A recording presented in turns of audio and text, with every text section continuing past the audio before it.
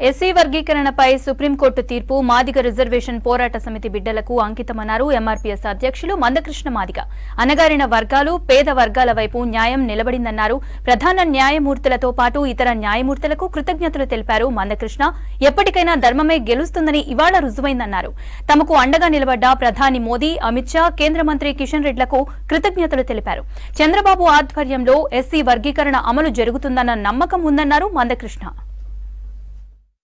20 ఏళ్లుగా మళ్ళా న్యాయం కోసం చేసిన పోరాటం, ధర్మం కోసం చేసిన పోరాటం ఇవాళ విజయం సాధించింది.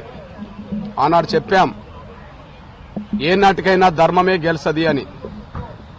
ఈరోజు సుప్రీంకోర్టు ఎస్సీ రిజర్వేషన్ల వర్గీకరణపై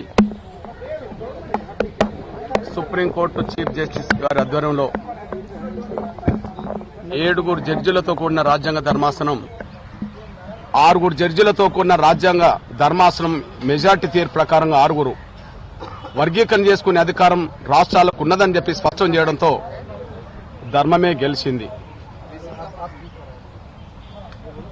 ఎంఆర్పీఎస్ ఉద్యమం 30 సంవత్సరాల నుంచి పోరాటం చేస్తున్నది వర్గీకరణ కోసం. ఈ విజయం కోసమే 30 ఏళ్ల తపనతో కూడిన పోరాటం జరిగింది. ఒక జాతికి జరిగిన అన్యాయాన్ని సరిదిద్దడం కోసం జరిగిన పోరాటంలో, జాతిని గెలిపించుకోవడం కోసం జరిగిన పోరాటంలో ఎంతో మంది ఎంఆర్పీఎస్ నేతలు తమ ప్రాణాలను కోల్పోయారు. వారికి ఈనాటి విజయాన్ని అంకితమిస్తున్నాం.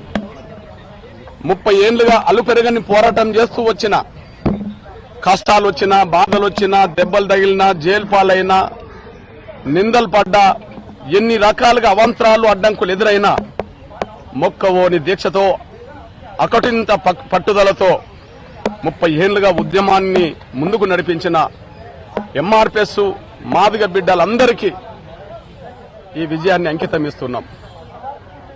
అదే సమయంలో జాతి యావత్తు 30 ఏళ్లు ఉద్యమం వైపే నిలబడ్డది. ఎన్నో కుట్రలు, ఉద్యమాన్ని దెబ్బతీసే కుట్రలు జరిగినాయి. ఎంతో మంది స్వార్థపరులు వెన్నుపోట్లు పొడల్చే ప్రయత్నం చేశారు. స్వార్థపరులైన పలుకుబడి వాళ్లు అడ్డంకులు కల్పించే ప్రయత్నం చేశారు. అయినప్పటికీ సహనం కోల్పోకుండా, పట్టుదల వదలకుండా ఈ పోరాటాన్ని ముందుకు నడిపించాం. ఈ పోరాటం ఇవాళ విజయం సాధించిందంటే సమాజం యావత్తు, అన్ని వర్గాలకు సంబంధించిన